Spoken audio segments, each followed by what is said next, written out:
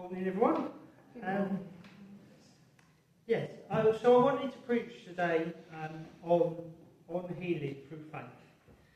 I'm going to preach on it, but I also want to witness about it, give testimony about it, because I felt that I needed to really, after what's happened over the past sort of 7 weeks. I honestly believe at the end of all this, as much as it's been terribly difficult with my daughter Daisy, who's, if anyone, most of you do know, has been in hospital with something quite rare apparently, and it's something that affects her mind and has affected her for 7 weeks. Very scary at the beginning. She essentially lost the power of speech. And then she essentially went into a very dreamlike state where she was conscious, but she wasn't in the room. She wasn't with us, and it was very scary. And the doctors couldn't give us any time scales on how long it would take. They'd had the longest take 2 years for someone to get better, and the shortest was about 8 months. Was the last last person that they treated. So it was very scary. Nobody knew what was going to happen. And I honestly believe now that we've all, all the family, have witnessed a miracle. I genuinely believe it. When top doctors are completely stumped, and we've had 3 churches. I also want to thank our church and other churches that have been praying for her. And within 7 weeks, she's recovered. They said the last person took 8 months just to wake up. She woke up in 4 weeks, and then 3 weeks later, she's doing her homework.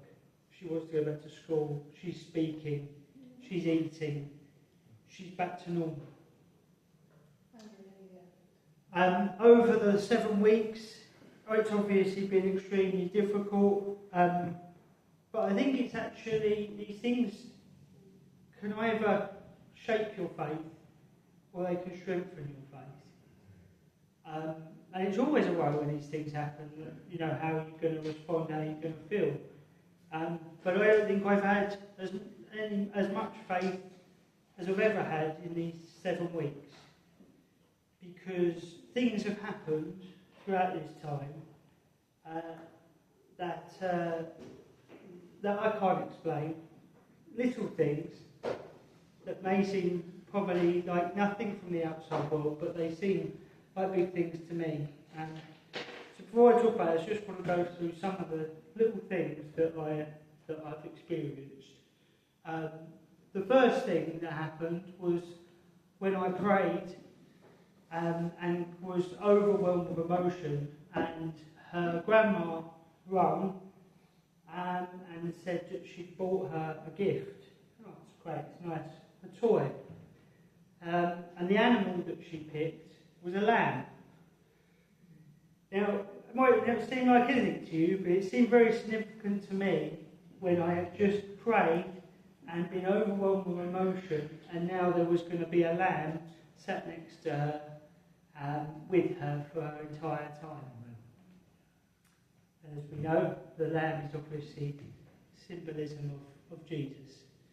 And throughout the time that she was getting better, because obviously she was unwell, every time I stepped into this church and every time that I prayed, I was overwhelmed with emotion. And an emotion I was explaining to Jack that I would cry, but it wasn't sadness, it was like comfort. So that was one of the things that happened.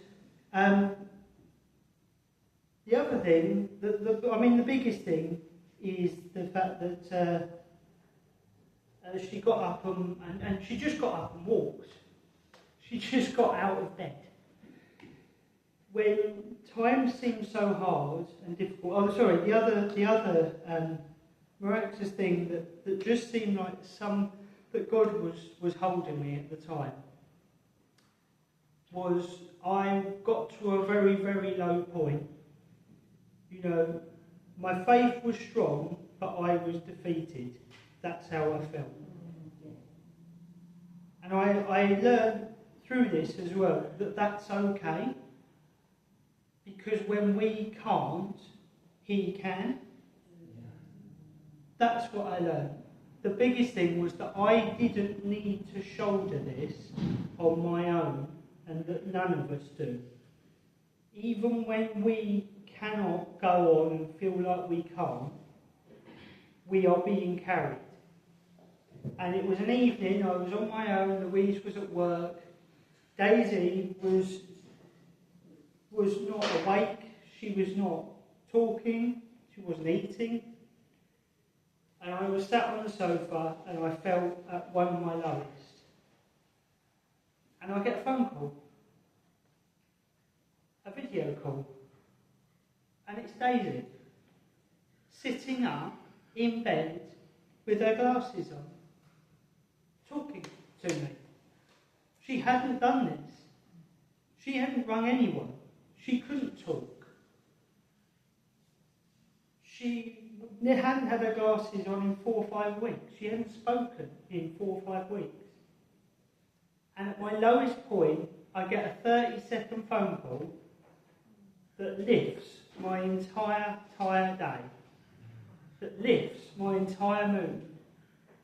And I honestly believe that God knew that that's just what I needed at that time. It was just enough, and then she went back to sleep. It was a 30-second phone call, and then she went back to sleep because she was tired. But it was out of the blue, and it's unexplainable, and I can't explain it. But it's just what I needed at the time. It just lifted me just enough. And then over the next few weeks, she started to get better. So I generally, I just want to give my testimony really before I do this, is because this is what this is about. Is when we can't, God can, and to have absolute faith in His plan and the fact that He can heal. Because Daisy had the top neurologists looking at her, and even they couldn't tell you when she was going to get better. And even now, they can't understand how she's got better so quickly. They were telling us the shortest time was a month, 2 weeks ago, after her assessments. 6 days later, she's discharged from hospital. It's miraculous. It is miraculous. So, I picked this reading today, Matthew 6:25, because I picked things that I kept getting brought back to in these times without reading the Bible. It wasn't that I was reading through and these things were just there in front of me. I kept remembering these particular passages, so there must be a reason. So I want to preach them. So one part of the reading that Colleen, thank you for reading, just read, was look at the birds of the air. They do not sow or reap or store away in barns, and yet your heavenly Father feeds them. I think in times of absolute despair, things like nature and looking at the animals and the way they just get on with whatever they need, I have to remember that we are being looked after, and that is hard to see sometimes. But I think things like the birds are good reminders, and animals, that there is something else at play here. Because with our minds and our cognitive ability, that those animals don't, they still believe, they still know that every day they're going to have exactly what they need. And I think we can learn a lot from that. That we have to have faith There are limits to our ability to know what's going to happen and to know what we need. There's one that knows what we need more than us. The examples that I've been through, I didn't know I needed a phone call. I didn't sit there and think that's what I needed. But God did. He knew at that moment what I needed to be held and comforted. Truly believe that. He fed me. And at the times of my lowest, I just had to believe that things would come through. That things would get better. Because I couldn't think my way out of it. I wasn't a neurologist. I couldn't understand what was even wrong with Daisy. It wasn't like an infection or an illness. It was something I'd never heard of. So I just had to have faith that in that time that God would give me what I needed.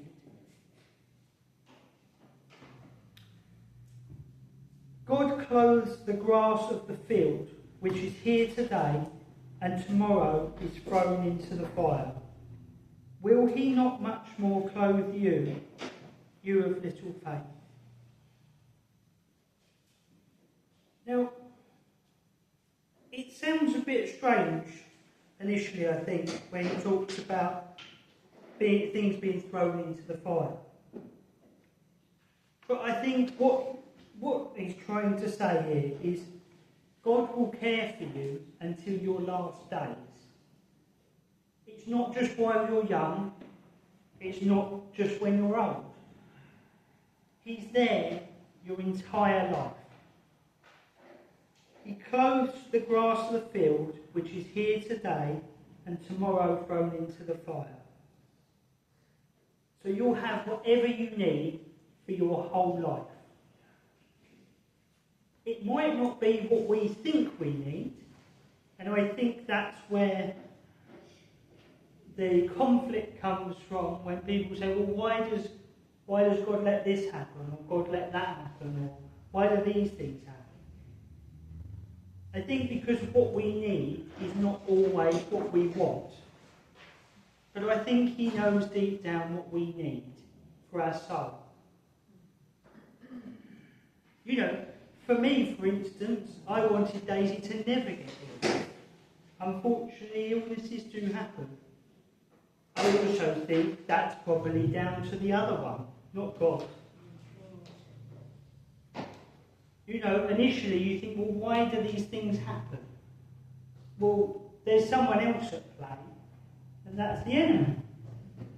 You know, there are two forces in the world. We're very quick to say, oh, well, God let this happen. Well, someone else made it happen. God is there to pick us up, comfort us, care for us, and in the end win. So, although the bad thing happened, she got better. You know, ultimately, good won. So when I'm very, you know, I can think like that. I'm very, so I'd be too quick to think that.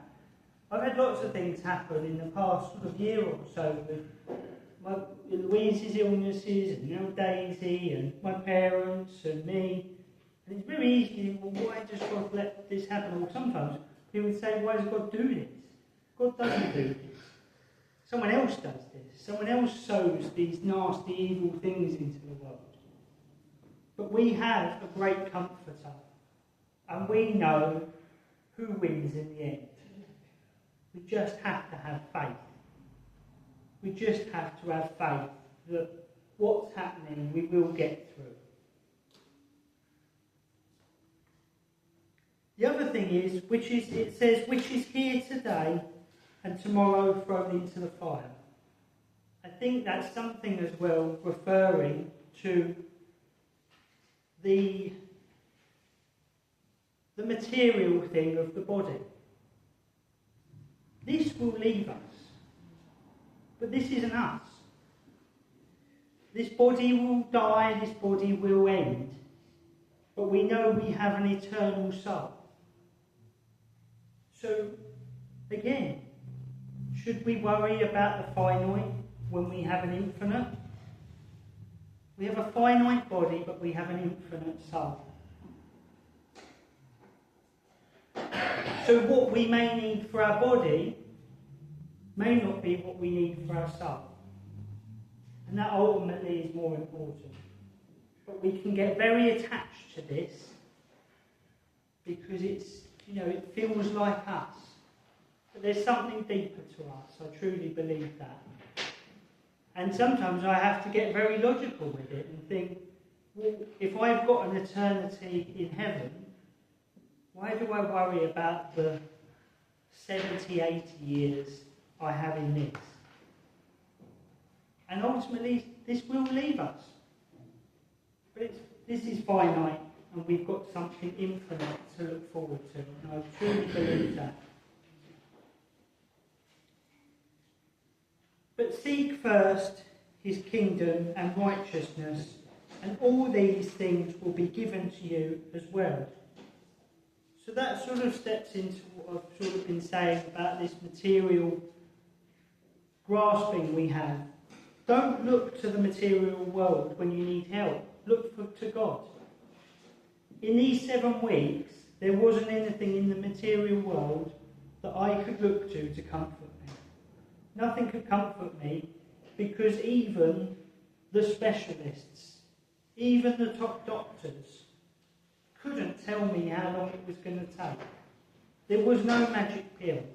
There was a treatment that could take between 8 months and 2 years. 4 weeks, we might see some change, but then she could go backwards, then she could go forwards. This is what we were told. Ultimately, I had to live in today. I had to learn, okay, was she said a good day or she said a bad day? But there was no one in the material world that could tell me how long. What she was going to be like when she got better. What trouble she was going to have. No one. There was nothing that I could look for to make me better. But the times of great comfort were from God. What my soul needed was comforted. When I was broken, I was lifted up. But that was only because I looked to God. I believe that if I turn away from God in those times, that I can't access that comfort as well, because he won't force his love on us. He loves us, but we have to just turn to him. That's all. It's all we have to do. Seek the righteousness. Seek first his kingdom and the righteousness of God. Just seek it. Just ask for it. Just look for it. Ask for it. Pray. Prayer is the seeking of God. Asking and petitioning for his help.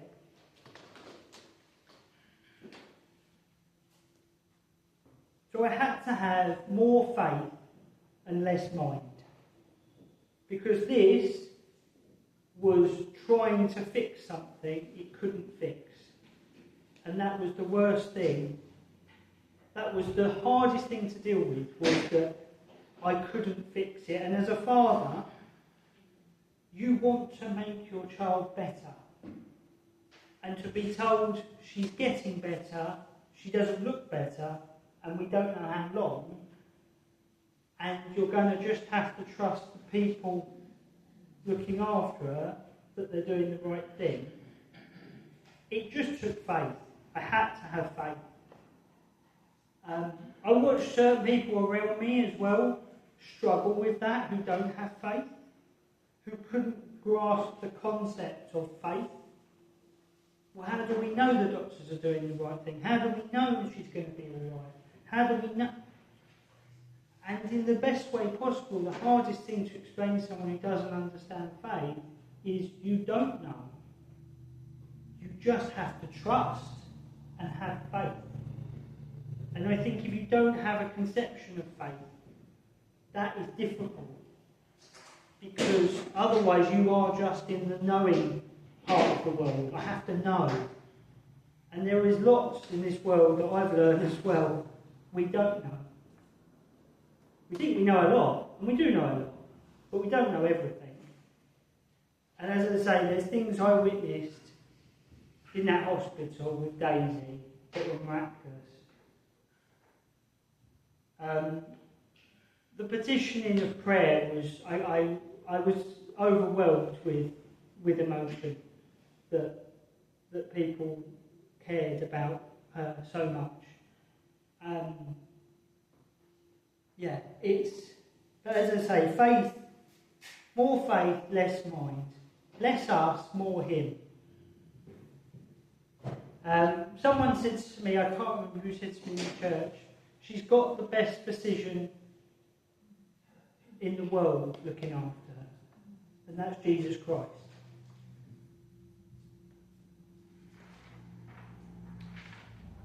Now, a psalm, there was a psalm that I read regularly, and there was a psalm that I think could help everybody, and that is Psalm 23. I love Psalm 23, and I think it sums up everything in Matthew in a great, great prayer. The Lord is my shepherd, I lack nothing. He makes me lie down in green pastures. He leads me beside quiet waters. He refreshes my soul. He guides me along the right paths for his name's sake.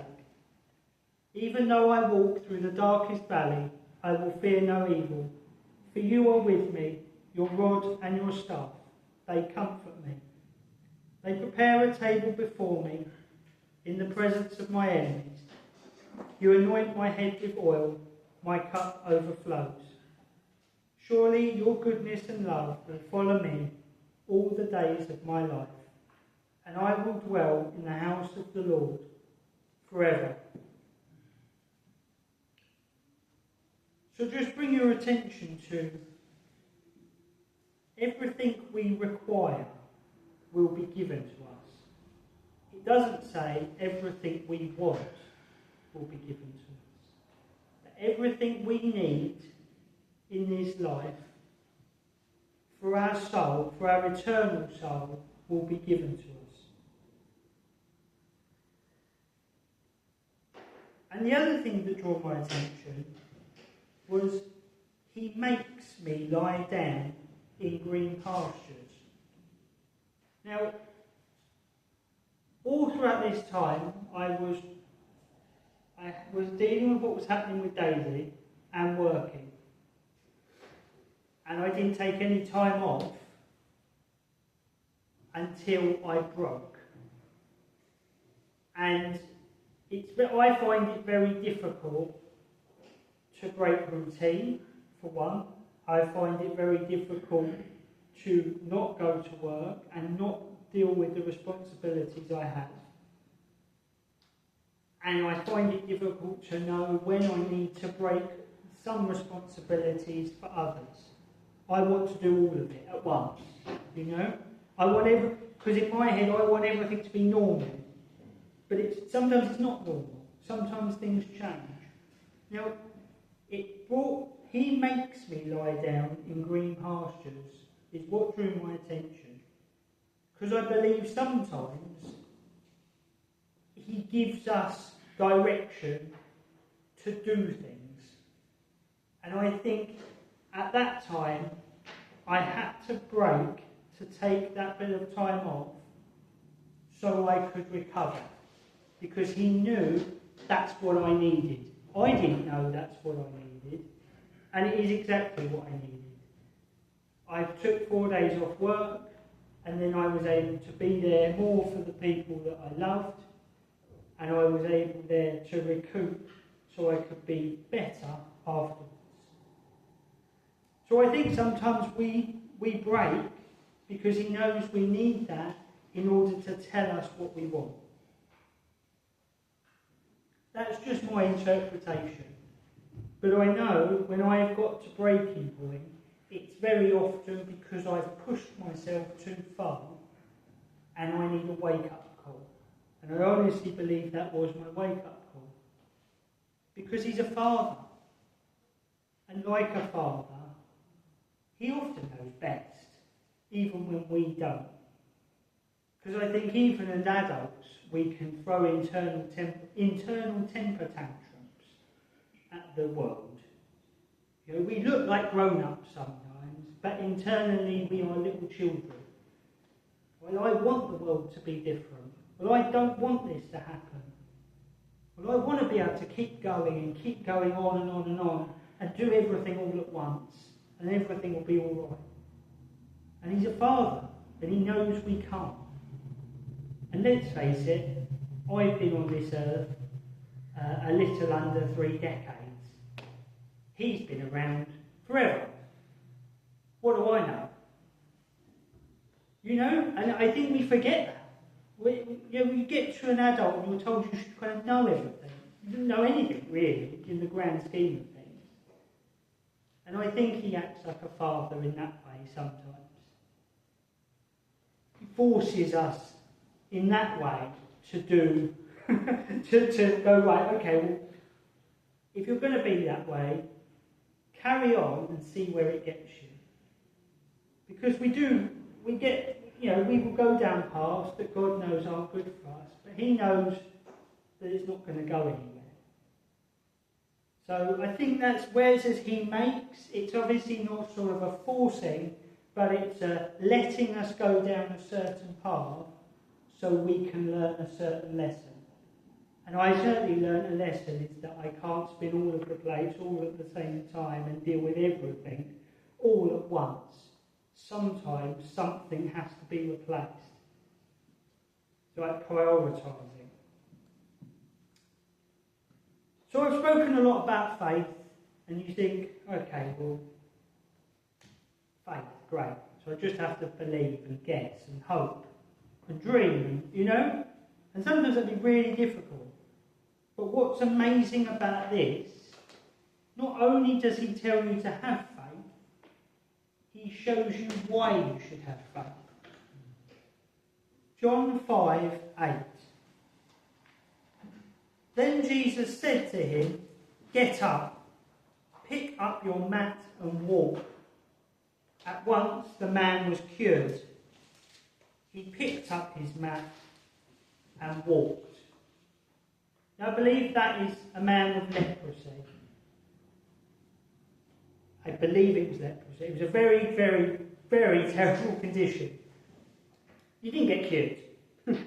In those days, you weren't cured of what this man had. And Jesus cured him like that. So, I tell you to have faith, but if you look in here, we can know what he can do. You have to have faith. He's going to do it for us at that time, and that's what we need. But we know he can do it if he wants, if it's right for us at that time. If it's in our plan, that's what will happen. But again, it may not be in his time for your mortal body to be cured at that time. There will be a reason, we just won't know it. But we have to have faith he can and he will. But the important thing is to know he can. Matthew 9:35. Jesus went through all the towns and villages, teaching in their synagogues, proclaiming the good news of the kingdom, and healing every disease and sickness. He healed everyone. Not just special people, not just nice people. Everyone. There is an equality in Jesus' healing if we petition. And he can heal. These are just two examples of Jesus' power. Jesus healed everybody. He could heal anyone. If you were lame, you walked. If you were blind, you could see. Deaf, you could hear. Anyone, everyone. It's all in the Bible. So the amazing thing about this is he also knows we need a bit of evidence. He knows he gave us a brain that would question and wonder, well, can he? I don't know about this illness. About this. It's all in here. He healed everyone of everything. He showed it. And he can heal us if it's in our plan. I truly believe that. And if it's not, you get to spend eternity with Jesus Christ. So, zoom out. Sometimes I find I have to zoom out. I'm ill now. You get a cold. It feels like the end of the world sometimes. You can get a flu. Because I'm never going to get better. And you're better. A week later, better. I had the horrible flu in January. I was bed-bound. But I was never going to get better. Can't even remember it now. Zoom out. When you spend eternity with Jesus Christ, are you going to remember when you had the flu? Are you going to remember when you broke your leg or you broke your arm? Or even if you had the most terminal illness? If you end up in eternity with Jesus Christ in heaven, probably not going to worry about it. But we can get very fixated on us and our illnesses. And there are things that are incurable. But it's still finite in comparison to the kingdom of heaven. Still finite. So I'll just end again with Psalm 23, because I just think it's a really important one to remember. The Lord is my shepherd, I lack nothing. He makes me lie down in green pastures. He leads me beside quiet waters. He refreshes my soul. He guides me along the right paths for his name's sake. Even though I walk through the darkest valley, I will fear no evil, for you are with me. Your rod and your staff, they comfort me. You prepare a table before me in the presence of my enemies. You anoint my head with oil, my cup overflows. Surely your goodness and love will follow me all the days of my life, and I will dwell in the house of the Lord forever. When you're feeling worried, when you're feeling sad and scared, like little children, just remember that psalm, because I do. He's with you in everything, forever and ever, just like a father. And I hope that can take some comfort from that. And the little miracle that I believe is Daisy, who picked up her mat and walked when Jesus said to do it. Thank you.